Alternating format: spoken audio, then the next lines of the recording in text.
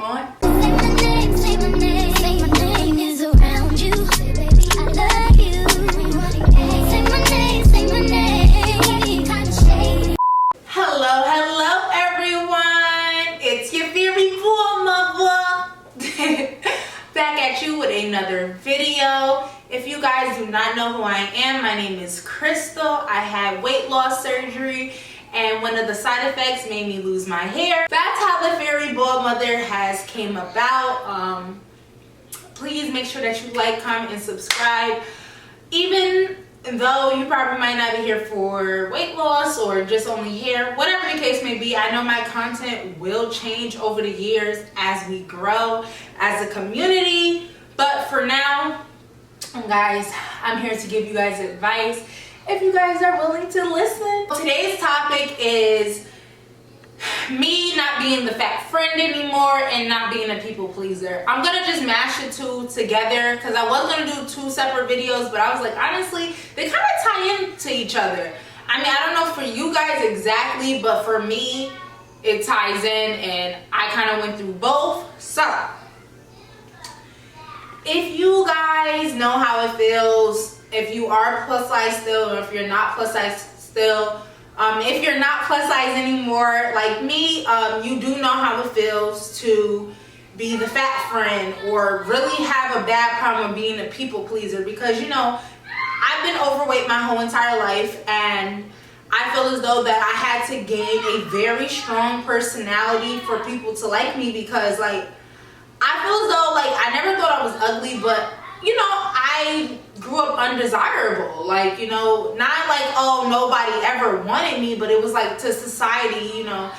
I am a late bloomer on a lot of things that people have experienced since we were children versus like now. Like, honestly, relationships and dates and like having Valentine's and all that type of stuff, like, I didn't have much of that growing up. You know, I didn't have people like, oh my God, you're so beautiful, like we want to be friends, like how people are now, or like guys just at my beck and calling and stuff like that. Well, let me not really say that. It's not like I was picked on or nothing. I wasn't really bullied growing up, so I won't say that. Like, females have always been nice to me and stuff like that, but guys, you know, like I never got the attraction that I get now. I suffered having like a people pleaser type of personality majority of my life.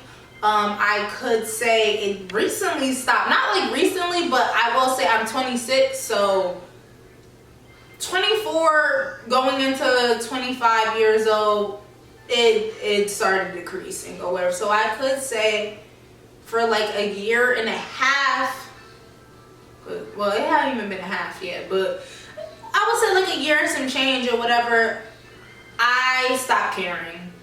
I stopped caring what people think of me. I stopped caring if people like had something to say of what everything I would do and stuff like that. Like, I stopped caring. Like, if you don't want to be my friend no more, fine. Like, honestly, I had to understand that obviously they were taking away out my life for a reason. Stop trying to have people continue to be in your life that who didn't like you. Like, I literally had friends that I know probably didn't really like me like that. Like, they act like it, and I was okay with it. Like, I used to be obsessed with having friends who were mean, and I'm like, now that I've like grown and I have healed, why on earth would you want to have that? You know what I mean? And from then, like, I literally just had to like really just give myself a fucking check. Like, girl, these people don't like you. I'm so sorry if I'm hitting my head like that. Ooh.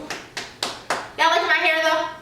Sorry, sidetrack. I don't have ADHD, but I be feeling like, because I be bouncing all over. Sometimes my words don't really make sense because I want to say so much. So what I would say, me not being the fat friend anymore, and what that exactly means is like not being a people pleaser no more, not having to embarrass yourself so much. Like, I cannot speak for everybody who is plus size, but one thing I can tell you from being plus size and not being plus size anymore, you want to be liked and you want people to forget that I'm plus size. Like, I want you to forget that. So I'm gonna make you laugh. I'm gonna make you laugh. I'm gonna make you laugh. And sometimes you'll go to the point of embarrassing yourself to the point like literally, I don't know how to say it, but like you normally wouldn't do that. Like, and that's the thing about it, like in college, my friends had so many videos of me just doing dumb, crazy stuff. And I can honestly say I've toned it down a lot. Yes, I've gotten older too, so my immaturity. But I know mentally when I was doing the things that I was doing, I just wanted to people to continuously to like me. And another thing, like I always had a problem was I never wanted to be annoying. My biggest thing is I never want someone to be like, oh, here come Crystal, like bro, like yo, here come Crystal. Like I never want nobody to have that type of thought when they see me come around and stuff. Like I love the feeling when people be like, oh my god, Crystal, like yes, like I'm happy to see you and I want you to be happy to see me. I'm always happy to see people and meet people. So it's just like, but it made me like, you know, people would think I was stuck up at first because they were like, oh, like you didn't talk first type of thing. And it's like, I had a huge social anxiety problem of talking to people first because I've been shut down and I don't like rejection. I mean, no one likes rejection, but I mean, I learned how to deal with rejection now. But like back then I was scared to like try to make friends and stuff like that because like I've had people that I talk to on social media, like, you know, we comment on each other's stuff, we heart and stuff. LOL, all that. I see them in person. Hey. Hi. Oh. You know what? So I like to make sure that people are more engaged into me than I am to them so we match. Because one thing about me, I'm giving you my full forward attention if I like you, like type of thing. And I'm not like you, but I'm just saying like if I like your aura type of thing. People please, oh God. If someone used to be mad at me, I used to have crazy anxiety attacks. Oh my God. Like when I'm talking about my ego just would not shut up. Oh, what if she don't like you anymore? Oh, you probably did this. Da, da, da. You gotta do this. You probably got, like, I would have a whole freaking meltdown not understanding why someone does not like me. Like honestly, in college, I had a roommate. Well, I mean, she was my housemate, my roommate. She used to be my son's godmother, but listen, sometimes you gotta cut it off all the way. But anyway, she is bipolar. And she told me she was bipolar, but I've never been around someone who was actually diagnosed with bipolarness. And I can't be around someone who's bipolar because it started messing with my own mental. I start internalizing all of that. Like, you know, she probably was just having a bad day or just a mood or whatever. And I would think like, well, damn, did I do something? Like, it was just too triggering for me because it was just like, I just always never just not want someone not to like me. And then now, girl, you don't like me, you don't like me. I don't want to be, like back then I wanted to be everyone's cup of tea. Now, girl, I don't care. Whatever you feel like is an acquired taste, pesto, coffee, whatever you want to bring up in your mind that you think that's an acquired taste, asparagus, I want to be that. And that's what I'm continuing being because honestly, I wasn't really my authentic self growing up. Like I felt like I've always been shadowed over from powerful people. Like it's nothing against my mom, but she has a very powerful aura about her. Like, that bitch in charge. I know I ain't supposed to be cursing, but I couldn't think of the abbreviation. But like from her to having like friends and family members who are just always like told me what I should do and like I shouldn't do this, and I just feel like if I ever try to be more of me, and I'm weird, I won't lie, I am weird, and I feel like I used to get judged for that. Like growing up, I didn't dress like how everyone else was dressing, whatever was in trend. When everybody was wearing Hollister, Abercrombie, Polo and stuff, I was wearing weird stuff. Like I was dressing weird. Like Tumblr days, that was probably like the most time I was obsessed with fashion because everyone was dressing weird, and I'm just like, wow, like I don't feel weird anymore because everybody's dressing like all different type of ways and stuff like that. Like nobody's not dressing like so uniform like. But I've always been odd from everyone else in my family and friends, and I like that though. I like being the only one like that. But at the same time, it made me feel crazy in the inside, because it's just like, you know, I wanted to be liked like everyone else, and especially by boys. I mean, my relationship with boys of growing up to now has dramatically changed. Like, I can honestly say I did not love myself when it came to guys in my teens and my early 20s, because the thing about it, what I suffered with the most, boys wanted to, you know, do things with me, but they never wanted to cuff me. Like, I've always came off as the bro, but the bro I'm trying to at the same time. So it was just like, why I can't never get a relationship? Why I never had a Valentine? Like, it just used to bother me, because I've been a third wheel my whole entire life. I've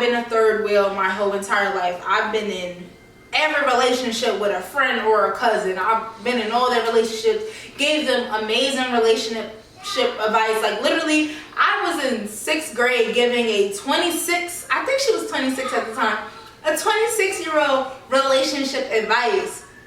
What does a 6th grader know about relationships? But I ain't even gonna hold you, I don't have experience like everyone else do, but I know what I want, and I know what love should look like. And yes, love doesn't look like every movie and stuff like that, but like, when you learn how to set boundaries and you start loving yourself more, you will get something close to it. I'm not gonna say that relationships do not go through things, but I can tell you, loving someone is not supposed to be hard.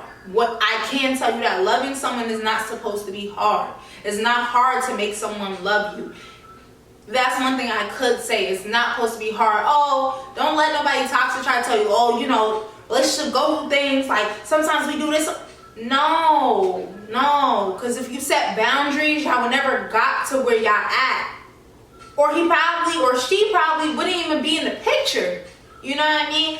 And I had to learn that by isolating myself and, you know, watching all different type of videos. Like, I'll post the 2 people that I was watching the most. Like, I'm gonna say these 2 people definitely have opened up my mindset and definitely has helped me heal over the year. No, 2 years. It's been 2 years. Girl, it's been, no. A year and some change. Yeah. Sorry, I'll be lying. Over a year and some change. And what I could say, once you start setting boundaries, your life will change. And that may not seem like it's a lot, but a lot of us lack boundaries when it comes to our friendships, when it comes to our family, when it comes to relationships. And those 3 things tie together. There's no way that you're gonna tell me you have boundaries when it comes to one of those categories and not all 3. Like, it doesn't make any sense, because if you let your family, you know, do X, Y, and Z, run over you, you gonna might as well, like, it's crazy that you're gonna tell me that, you know, your friends is not, or you're gonna let a relationship, whoever you with, tell you what to do, and all this and the third, let you be stressed out. Baby, we are in our 20s. I'm not letting no man stress me out. I'd rather be alone my whole entire life than to let another man have me stressed out and crying. And I will tell you that. And I'm not calling nobody weak for letting that happen, because you know what's the thing is? Like, all of us are not strong enough to let that go. Some of us have codependency problems. Sometimes we have mommy and daddy issues. That's like, it's completely fine. We're freaking human. But what I will say, if you choose to stay in that type of predicament when it comes to into a relationship, shame on you. Shame on you. Fool me once, shame on you. Fool me twice, shame on me. Like, you know what I mean? Like, if there's nothing that's really attaching you, a child or a wedding ring, and let me say, that's not even everything to keep you tied down, but I can understand that. I know how hard it is to, you can't just get up and go. It's not that easy. But if you don't have those 2 problems, it's no reason why you making yourself feel hold down. Hold your own emotions accountable instead of others. And that's another thing what I had to do. I was top one staying in relationships with friends and men and stuff like that, situationships with men and stuff, because of, you know, I felt bad for them because they were going through stuff. Or like, honestly, I don't want to be guilt tripped no more about the whole thing of like, you know, no one likes me, and I'm over here just like, when I come to you and say, oh my god, no one likes you, I don't know why. And they're just really showing me who they want me to see. But when you don't be friends with them or you're not with them no more, everything that you done heard from the other people that they cut off, stuff started making sense. And honestly, it's like, one thing about me though, I won't lie to you, and I've always stuck to this. I know I am not like, you know what I mean, I'm not above nobody. So if you always talking junk about this person and that person, especially when y'all not friends no more, I know when my time is up, I'm gonna be talked to like a dog. And that's why I would never rekindle. I do not believe in rekindling anything. We don't need to be friends again. We don't gotta be family no more. We don't gotta be in a situation, relationship, none of that. There's no beef, but we don't gotta rekindle nothing. We had what we had, and it's time to move on. Yeah, it hurt. Yeah, I miss the, you know, the moments and the time that we had together. But one thing about it, the bad is definitely weighing in on the good. So it's not worth it. Like I cherish the time we had together, and that's it. I'm a different person. I'm a different mindset, and my boundaries, I'm really big on that, because one thing about it, my peace of mind has always been effed up. And when I finally started choosing myself and stopped caring to please other people's needs and stuff like that, like honestly, life gotten so much better for me. Life has gotten so much better. I hardly answer my phone. I do not care that people be like, oh, you don't answer your phone. Oh, listen, my peace of mind is better. Honestly, I don't have time to be on the phone with people no more. I don't have time to be sitting there gossiping and stuff like that. I don't care about that no more, because honestly, I don't know if it's because 30 is creeping on me, and I just don't want to be 30 something, 40 something, 50 something, and don't have my life where I want to be, or basically still trying to figure stuff out. I don't want to figure stuff out no more. I'm figuring out stuff right now. I'm learning right now, so that I can be the person that I want to be in my 30s, in my 40s, in my 50s, and so on, so on, so on, so on, so on. I don't want to be clueless in those time of years, because I do know grown-ups who are clueless in those years frame, and it's just like, dang, like I don't want to do that. And the thing about it, I skipped. You know, I didn't really have too much of a childhood and stuff like that, so I skipped the immaturity level. Like, I didn't really get to do all the dumb stuff in my early 20s and stuff like that. Then boom, I had a baby at 23. So I never really got to be the immature level that most people get to be and grow from it.